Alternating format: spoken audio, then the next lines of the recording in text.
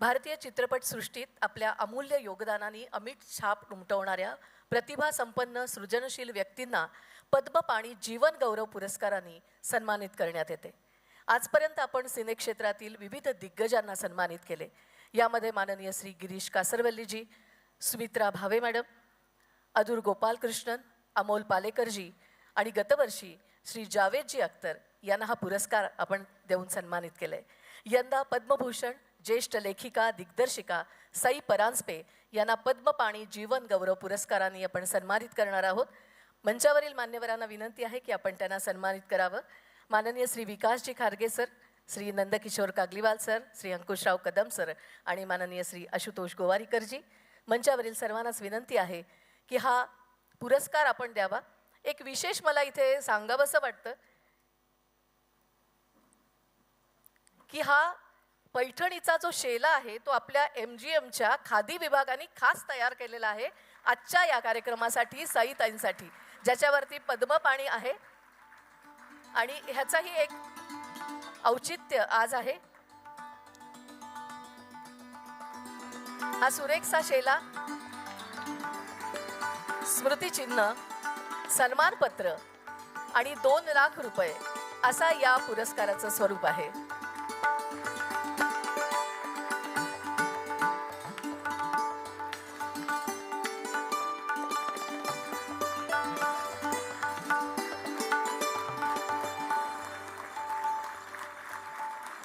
हा पुरस्कार मला वाटतं सगळ्यांनीच उठून उभे राहा.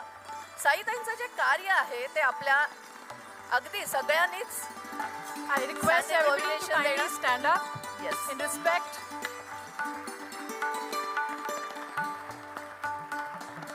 कारण आज आपल्या शहरामध्ये हा पुरस्कार स्वीकारण्यासाठी ते आलेले आहेत आणि हा पुरस्काराचा त्यांनी स्वीकार केला हे आपलं भाग्य आहे.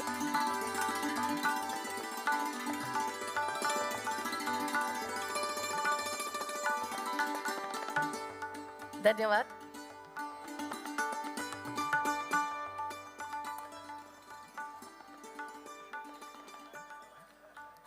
Sai Paranjpye's name evokes a sense of warmth, memory, accompanied by her sweet smile.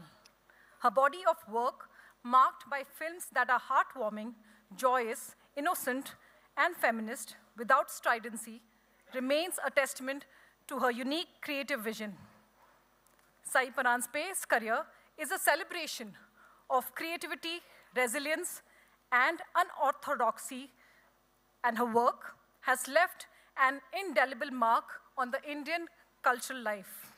I request Honorable Sai Paranjpye to kindly come forward and share her thoughts.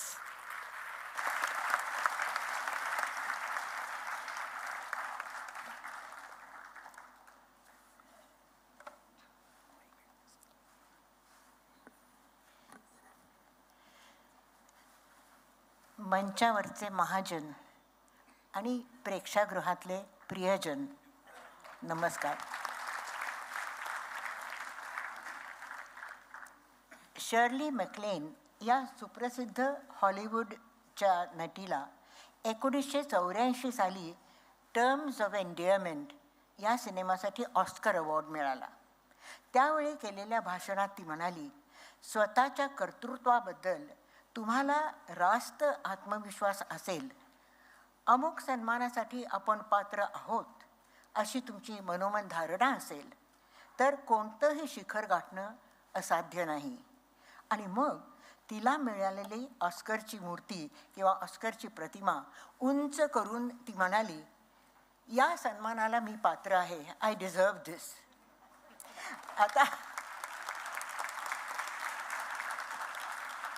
आता शर्ली मॅक्लेनचं मी काही अनुकरण करत नाही, परंतु त्याचबरोबर नित्याचं साचेबंद वक्तव्य टाळून मी एवढंच म्हणते की आजवर मी केलेल्या कामगिरीची उशिरा का होईना पण दखल घेतली आणि आज मला हा मोठा सुंदर सन्मान देऊ केला, त्याचा मी अतिशय आनंदाने आणि नम्रपणे स्वीकार करते.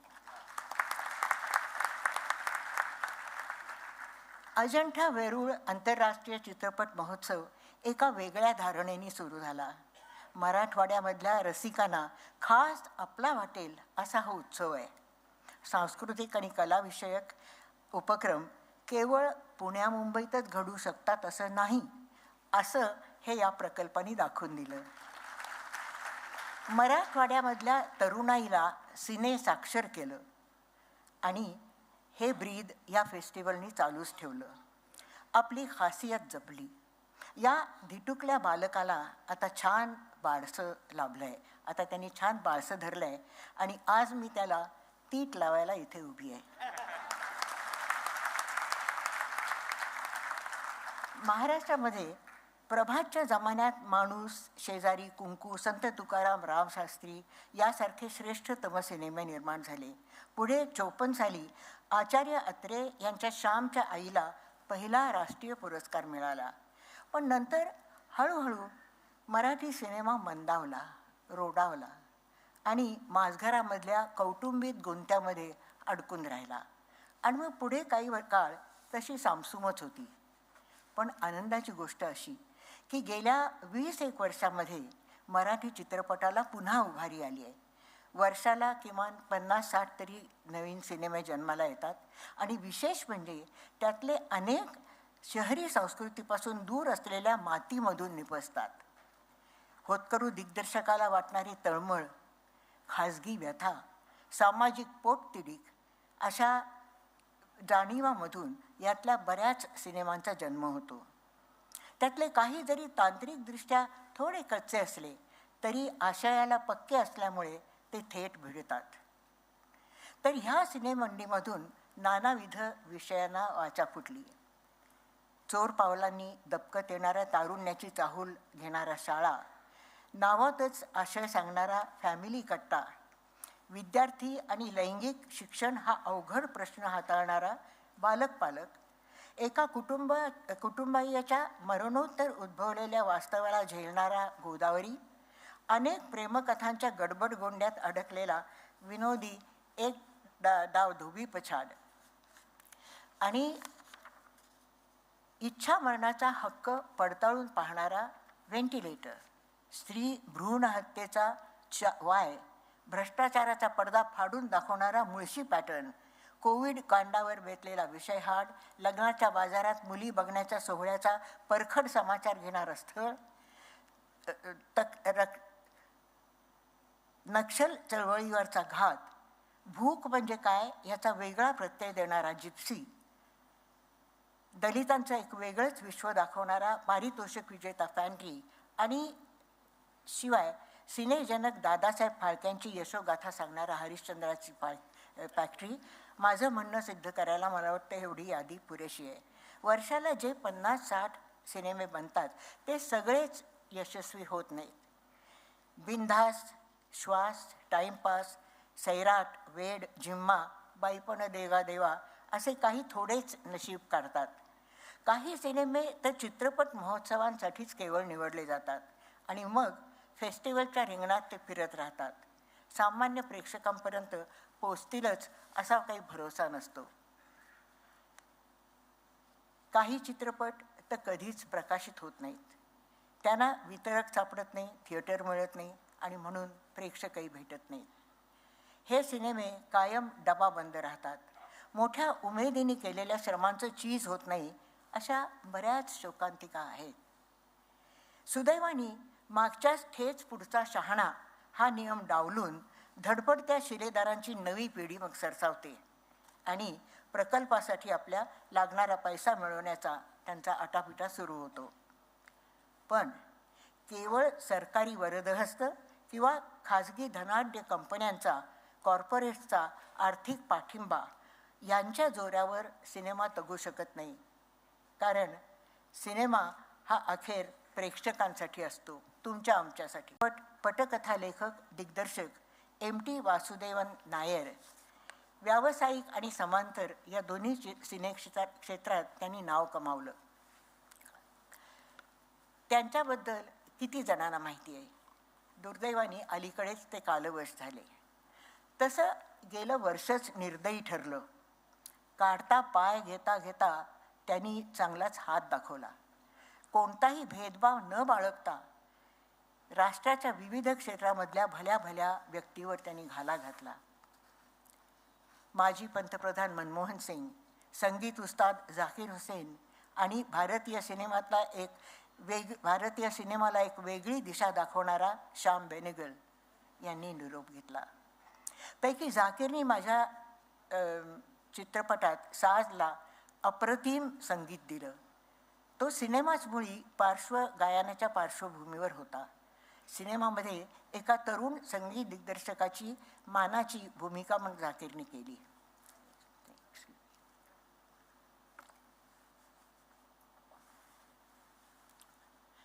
सत्यजित रे नंतर आपल्या देशाचा उंबरठा ओलांडून परदेशात आपला सिनेमा दाखवणारा दिग्दर्शक श्याम बेनेगल. बंदूकधारी अवास्तव धिंगाण्याच्या सिनेमापासून तटस्थ राहून श्याम बाबूंनी खऱ्या माणसांची वास्तव कथा पडद्यावर आणली आणि अंकुरचा हा त्यांचा पहिला चित्रपट समांतर सिनेमाचा एक मैलाचा दगड ठरला. प्लीज. पुढे मग आले निशांत, मंथन, भूमिका, जुलूस, कलियुग, मंडी वगैरे. प्रत्येक चित्रपट अव्वल दर्जाचा. खरं तर श्यामच्या चित्रपट कारकिर्दीचा सविस्तर इथे मी सांगायची गरज नाही, कारण अजंठा वेरूळचा या महोत्सवाचा प्रेक्षकच सुजान आहे.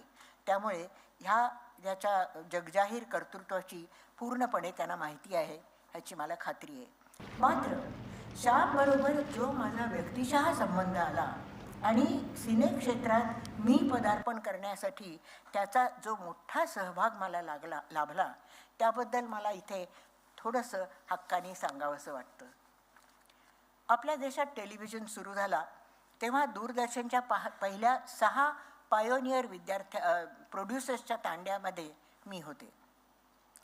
8 वर्ष मी मन लावून नोकरी केली, पण पुढे सरकारी रवैयाला कंटाळले आणि माझी मानाची नोकरी आणि दिल्ली सोडून मी मुंबईत दाखल झाले. छोट्या मुलांसाठी एक पटकथा लिहिली मी. 4 छोटे आणि छोटे यार जानी यार अगदी आणि एक सडक छाप कुत्र्याचं पिल्लू त्यांचं, अशी काही गोष्ट होती. एका पार्टीमध्ये श्याम मला भेटले, आमची ओळख झाली आणि गप्पांच्या ओघामध्ये मी ह्या कथानकाची त्यांना कल्पना दिली. त्यांना ती आवडली आणि ते म्हणाले, तेव्हा ते चिल्ड्रन फिल्म सोसायटीमध्ये एक मोठे ऑफिसर होते आणि ते म्हणाले, तू CFSIला का नाही ही कथा देत करायला आणि छान लहान मुलांसाठी चित्रपट होईल, तर तू हा प्रोजेक्ट दे. तर त्या निवड समितीत जेव्हा मी सादर केला माझा प्रकल्प, तिथे अरुंधती देवी या एक बुजुर्ग सिनेविदुषी होत्या. का कोण जाणे, पण माझ्या पटकथेबद्दल का माझ्याबद्दल त्यांचा एकूण काहीतरी जबरदस्त रोष जाणवला आणि त्यांनी माझ्या पटकथेत नाना त्रुटी काढल्या आणि ती कशी सिनेमा बनण्यालायक नाही असं निक्षून सांगितलं. त्यांचा आवाज खूप प्रभावी होता, पण माझ्या सुदैवाने श्यामचा आवाज त्यांच्याहीपेक्षा प्रभावी होता आणि श्यामनी त्यांचा प्रत्येक आक्षेप खोडून काढला आणि सिकंदरवर पसंतीचा शिक्का बसला. पण गंमत अशी की त्याचं बजेट लगेच सादर करायचं होतं, तरच तो पुढे हलणार होता. आता आली का पंचायत, कारण फिल्मचं बजेट कशाशी खातात तेव्हा मला काहीही कल्पना नव्हती. काळजी करू नको, श्याम म्हणाले, मी तुला मदत करतो. पण गंमत अशी की दुसऱ्याच दिवशी अगदी भल्या पहाटे ते लंडनला जाणार होते. मी काळजीत पडले. काही फिकर नाही, आपल्याकडे भरपूर वेळ आहे ते म्हणाले आणि मग त्या रात्री बसून श्यामनी आणि मी, खरं तर श्यामनी ते बजेट पूर्ण केलं आणि मग सकाळी श्यामनी आपलं विमान गाठलं, ते लंडनला रवाना झाले आणि इकडे पुढे सिकंदर हा सिनेमा झाला. तर माझी कृतज्ञता व्यक्त करायला मला वाटतं या महोत्सवा इतकी सुंदर नामी पुन्हा संधी मला मिळणार नाही. ह्या फेस्टिवलमध्ये महाराष्ट्राच्या बाहेरच्या प्रांतांमधून अनेक सिने शौकीन आलेले आहेत. मराठी न समजणाऱ्या या अभ्यागतांनी आत्तापर्यंत माझं भाषण जांभई न देता ऐकलं याची मला जाणीव आहे. मी ऋणी आहे आणि मला असं वाटतं की त्यांचा मान राखायचा उपचार मी जर पाळला तर ते वावगं ठरणार नाही. तेव्हा तुम्हा सगळ्यांची परवानगी गृहीत धरून मी आता भाषांतर करते. म्हणजे इंग्रजीकडे वळते. Friends, this festival has honored me with a very prestigious award. Although I have dabbled in other media, starting my career with radio and then theatre, children's theatre and television, Padmapani is basically awarded for my work in the field of cinema. So, it may not be untoward if I talk a little bit about my film work. My very first film was a little 11-minute documentary about a simple, illiterate woman who ran a tea stall for truckers on the Delhi-Agra highway. I made the little tea shop after joining the Indian television. My first film brought me my very first award, the ABU, or Asian Broadcasting Union Award at Tehran. Television was a terrific romping ground for us rookies or new recruits, and we were free to experiment because there was just no one to say, ki do this, don't do that. We were all experimenting. I loved the documentary format, and during my 8 years with DD, I made many documentaries. A few stand out. A personality profile of the great music maestro Pankaj Malik, an in-depth portrayal of Captain Lakshmi, the commander of the women's wing of Netaji Subhash Chandra Bose's Azad Hind Sena, The Helping Hand, which was shot in London, talking books for the blind, and so on. One short film, which I very fondly remember, was on the poster painters, the wonderful band of artists who painted cinema posters that dotted the city skyline before technology changed. I vividly remember they were engrossed in their work in a dilapidated garage which had been turned into their studio. The painters were in their vests and in their striped undershorts, kache, and were splattered with paint top to toe. One person, half up a ladder, because he was touching up Dharmendra's hair, Dharmendra's poster was against the wall. He looked down at the camera directly, like a professional, and spoke very eloquently. He said, "Our work is criticized for being vulgar and violent and for having a bad effect on the young who roam the streets. But our pictures are static. Mumtaz's ghagra will not climb up any higher, nor will Shatrughan's revolver fire real bullets. You don't mind seeing non-stop sexy dances and gunfire inside the theater for 3 hours, and yet you complain about our poor static art which stands here doing so harmlessly? Ours is the true folk theater of India, folk art of India. You buy tickets for museums to see paintings. Our paintings come to you free of charge. They beautify the city, make it colorful, but are we recognized as artists? No, we are painters, lowly painters."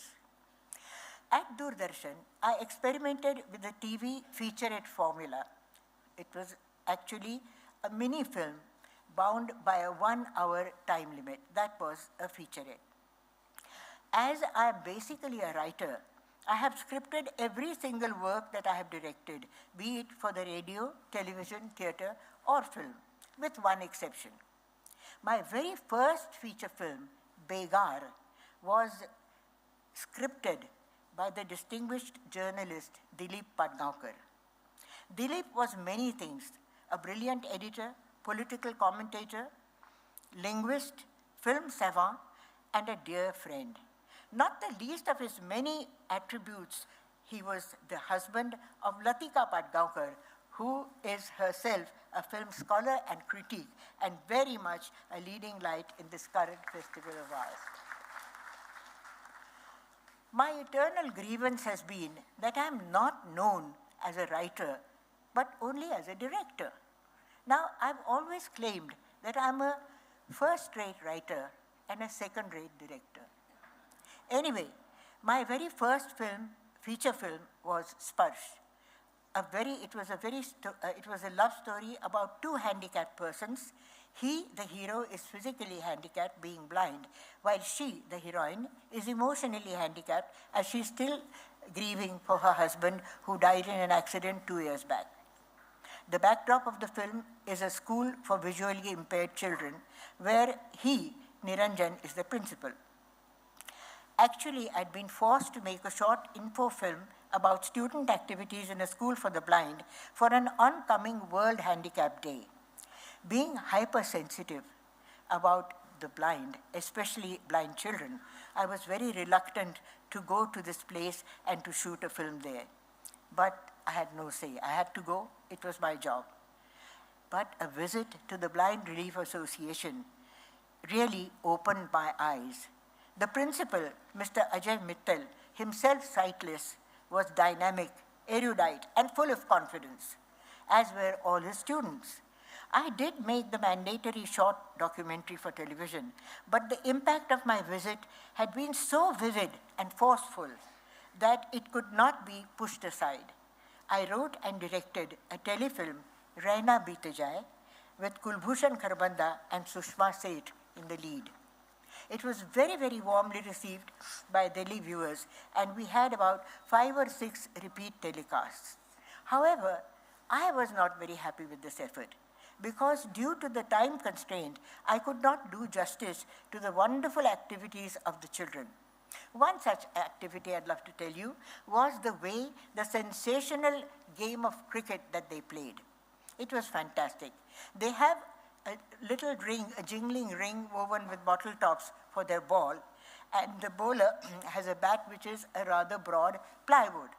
Now the bowler throws the ring and it goes ding, ding, ding, ding, ding, ding, ding towards the batsman, and the batsman, when he hears the ring and it comes near him, gives it a smart whack, and it's either a sixer or a catch. So, I finally resigned from Doordarshan, giving up a very cushy job, and headed for Bombay, the film capital of India, to become a struggler. I had my precious script with me, of course. After knocking on many doors, Bashu Bhattacharya finally picked it up, and we made a film, Sparsh, with Nasiruddin Shah and Shabana as its stars. We returned to Delhi, and we returned to the campus of the Blind Relief Association to shoot our film there. Now here I would love to tell you a little incident which will indicate the depth and the extent of Nasir's passion for the work he took on. He learned that I had written Niranjan's role in Sparsh, patterned after Dr. Ajay Mittal. And he said, Sai, can I go to Delhi a little before the unit arrives? I'd love to go there about at least a week in advance to be with Mr. Ajay Mittal. I'd like to study him. That'll help my role a great deal. You know, I want to see how he talks, how he moves, his gestures, and so on. So what do you say? I said, it's a lovely idea, Nasir. I think it's fantastic, but we have to ask Mr. Mittal. So I called up Ajay Mittal, and I think Ajay Mittal was secretly flattered. And he said, yes, of course, Nasir can come and is most welcome, etc. So off Nasir went before we arrived. But by the time we arrived, which was about 8 or 9 days later, Mr. Mittal came, but the minute he heard I had arrived, he came to the gate and he said, Saiji, please, take your hero off my back. I said, Kya hua? What happened? He said, no, please take him off my back. I'm paranoid. He said, wherever I go for 10 days, he's been following me, the prayer room, the playground, the classroom, the canteen, lunchtime, prayer time. I am going off my head, and to be very frank, I now even hesitate to go to the bathroom. So I said, Nasir, bas hua bhai, enough already, so come off it. And Nasir said, yes, I've done a lot of work, and I think it's going to help me indeed. And it helped him, it did, because he won the national award of that year. And Sparsh also won 2 more awards. One was the best Hindi feature film, and the other was the best screenplay, which was mine. So the next film was Chashme-Badur. It was a zany comedy about 3 roommates and their romantic escapades. It did not even win half an award anywhere. Unfortunately, comedies, especially in India, are not considered worthy of awards. It did, however, break box office records and has become a kind of a cult film. Making Chashme Badur was an unending picnic. And indeed, the fun we had, the joy we felt while making this film, I think got transformed onto the screen. Katha was a social satire, decrying the adage that slow and steady wins the race. In today's day and age, in today's era, it is not the sincere, hard-working person who triumphs, but the glib, smooth-talking show-off who gets on in life. Packaging, not content, counts. Katha was shot in an authentic chawl in Pune, and Farooq Sheikh and Nasiruddin Shah were the hare and the tortoise, respectively. Deepti Naval was their romantic lead. Katha won the Best Hindi Film Award that year. I consider Disha my best film. It's going to be shown in the festival. The screenplay took me, you will not believe it, but 17 years to complete. Now, that doesn't mean that I was writing every day a little bit for 17 years, no. But what happened was that over the years, a fantastic collection of dramatic incidents and astounding achievements of unique personalities got added to the impressive collection that was being documented by my mind's computer. And then one day, all these separate bits and pieces, excuse me, bonded miraculously, and the jigsaw puzzle was completed. Disha is a tale of a village and a city. Two bosom pals, village farmers both, are forced out of poverty to come to the big bad city of Bombay to seek work. Vasant, Nana Patekar, is newly married and longs to return to his village because his heart is with the roots. He says, we must return to the roots. He wants to return to his beautiful wife and so on. While Soma, who is a cynic, he says, nah, bhai, nah, Bombay is a city like a lion's den. You know, you have footprints going only in. No footprint ever comes out. So Bombay is like that, and once you go to Bombay, you stay there. So it's the story of these two friends. And Disha won 2 awards at Cannes, Rencontre Cinématographique de Cannes, and they were fantastic awards. One was the best film by the jury, and the other was the most popular film by the audience. That was an audience award. And now, this triumph was particularly sweet, let me tell you, because in India, our national jury had totally ignored Disha. It did not even make it to the final screening. So it was sweet revenge. And I must say that Disha traveled to so many film festivals, all over the world, and one of my most cherished moments is seeing, you saw the thing in the lovely film that they made, very flattering film that was made on my work. But one of the lovely moments was a Beijing theater with the poster of Disha high up in the sky with the names of Nasir, Shabana, and me written in the Chinese script. A beautiful moment.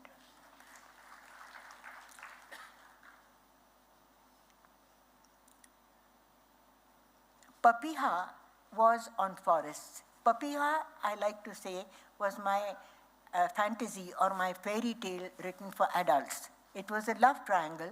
The hero, one angle, was a forest officer. The second angle was a social anthropologist, the girl, who has come to the forest to do research on tribals. And the third angle is the forest itself. So it's a lovely triangle situation. And it was a very nice film. And unfortunately, it got such a bad producer and distributor that it could not be seen in theaters. It was only shown on Doordarshan. If you ask me who the producer and distributor was, it was Sai Paranjpye. Angutha Chhap was a film where a village grandpa learns to read and write from his grandson. Saaz was my recent most film. It was a chapter from the Bollywood omnibus, the focus being on the story of 2 loving sisters, playback singers both. No, it was not the story of Lata Mangeshkar and Asha Bhosle, and as was thought, but I must confess that they were indeed the inspiration for this film. I can't deny that. But apart from that, the story was totally fictional, totally my own, and it had nothing to do with the sisters. Now, Shabana and Aruna Irani played the sisters, Bansi and Mansi, and Zakir Hussain was the music director of SARS, and he gave it a fantastic musical score. I must tell you here that Disha also had 3 other music directors, because my contention was it's a film about playback singing. So you can't just have one music director. All said and done, the songs will be similar to each other. So we must have totally different people giving the music to different songs as they do in real life in the films. And Zakir very, very graciously, he thought, I said, Zakir bhai chalega, can we have 3 other music directors? What do you say?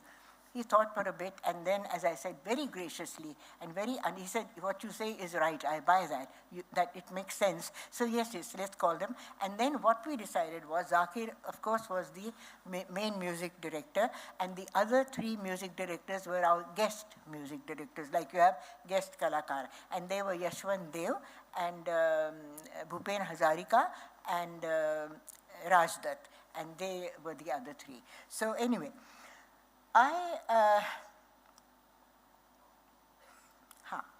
never had any formal training in filmmaking. 4 years of my childhood, lovely years, were spent in Canberra, Australia, where I had the great fortune to see the best films a child could ever hope to see in its formative years. Lassie Come Home, all the Disney cartoons, Danny Kaye films, Wizard of Oz, Laurel and Hardy, Bud Abbott, Lou Costello, you name it, I saw it. And without realizing it, it was a truly fantastic learning experience. And without being aware of it, I was soaking up good cinema at that very tender, very young age. Back in India, a family friend, a very dear friend, Achut Ranade, who himself was an excellent film writer and director, took me in hand. He was the person to introduce Balraj Sahani in his film Gudiya. That was Balraj's first role. So Achut Mama would tell me stories, film stories, and he would tell me the stories very graphically, very beautifully, and he would, without using film terminology, he would explain it like a film unfolding. Like he would say, we see a village from the top, and we see a bullock cart approaching. Suddenly we see the man, we see his features, we see him from nearby, and then we suddenly go inside a hut, and there's a chula burning, and then there's a tawa on the chula, etc., etc. So he made the film come to life, and that was truly fantastic, and I owe so much to him. And then, of course, later, when I joined the FTII as a professor of acting and speech, I had access to the well-stocked, fantastic library that the FTII has, and that library became an educational hub for me. And I devoured books on the technical aspect of filmmaking, as well as biographies of films, famous directors, and most importantly, fantastic screenplays of films by Fellini, Antonioni, Kurosawa, Chaplin, Satyajit Ray, and so on. And then 8 years as a producer in Doordarshan, where I learned the practical nitty-gritty of filmmaking, where I made mistakes, flopped, failed, succeeded, and always learned. So, being a writer and director, a screenplay writer, it has its advantages, being the same person combined. Because a screenplay writer, if also he's a director, he can avoid the pitfalls, he can foresee the pitfalls and avoid them, and he is always there with the director on hand for some quick correction or some quick addition. Let me give you a little example from SARS. The singer Bansi Shabana arrives in the studio to record a song for a very new music director, played by Zakir, and she comes, and Zakir, who's secretly in love with her by now, he playfully blows a trumpet to welcome her, you know, Ba, Babu Lahiza, etc., etc. Now, Bansi is not at all pleased. She thinks this is very childish and she's annoyed.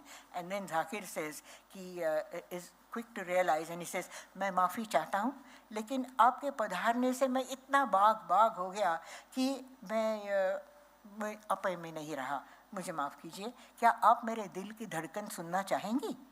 And then Zakir Hussain, the tabla wizard, he drummed a brilliant, short, rhythmic piece on the tabla, his heartbeats. So this was one of the most eloquent moments in the film, and it was possible only because the scriptwriter could capitalize on the fact that a famous tabla player was actually doing this role, and one could use his skills as a tabla player. So, and of course, the director very happily accepted this offering. Very often, I'm asked what the message in some particular film is. Now, this annoys me greatly. Now, who am I to propound messages to all and sundry? Who gave me the right? What gives me the right to give messages? In India, unfortunately, we are hell-bent on moralizing, preaching, and pontificating. I'm sorry to say that. In our books, films, and plays, especially for children, these books and plays and things, they abound with morals, and these morals are hammered on the children, literally with a hammer on their heads, you know. So where is the fun part, you know? I strongly believe in entertainment. A well-entertained nation, according to me, is a happy nation. By entertainment, I do not mean the violence and vulgarity that seem to be the vital components for popular consumption. Any creative work which deals with some aspect of the human condition, the content must be something which really is meaningful and has some other elements like humor, suspense, romance, aesthetic values, and so on, to hold you spellbound. This, I think, may qualify to be labeled as good entertainment. To name a few of my favorite films which have qualified for good entertainment, in no special order, all the Chaplin films, the Hitchcock films, Mary Poppins, My Fair Lady, Victor Victoria, The Gods Must Be Crazy, African Queen, Kramer versus Kramer, My Cousin Beanie, Chalti Ka Naam Gaadi, Boot Polish, Jaane Bhi Do Yaro, Lagan, Dil Chahta Hai, Chak De, Barfi, the Munna Bhai series, Three Idiots, Piku, and so on. These and countless other such quality films have entertained us over the years. Each of these films is of a different genre and is varied in content and approach. The common factor is that they have made us richer, they have made us more fulfilled, they have entertained us. To return, if I may, to my cinema, my outlook in life is positive, optimistic. I like to see the bright edge of a dark cloud. So I can always say that my glass is half full, never my glass is half empty. When I started to make films, it was a lonely domain. There were no other women directors or technicians. The field was dominated by men. And then soon, Aparna Sen arrived with her stunning film, 36 Chaurangi Lane, followed by Paroma, Sati and others. Prema Karant then followed with her Pani Amma, which was a very important film about a widow who refuses to have her hair shaven when she loses her husband. Then more talented women took up the challenge, and Sumitra Bhave, Kalpana Lajmi, Aruna Raje, Gauri Shinde, Farah Khan, Zoya Akhtar, Kiran Rao, and many more. The quality and delightful films they gave us were, to name a few, Paroma, Sati, Doghi, Kasav, English to English, Ye Zindagi Na Milegi Dobara, Gully Boy, Lapata Ladies, and recently, Girls Will Be Girls, which is making waves all over. These women have stayed well away from the Bollywood formula, and they have focused on human aspirations and human relationships. I'm sure all male filmmakers will agree with me when I say that we have brought a fresh sensitivity to the Indian cinema. Thank you.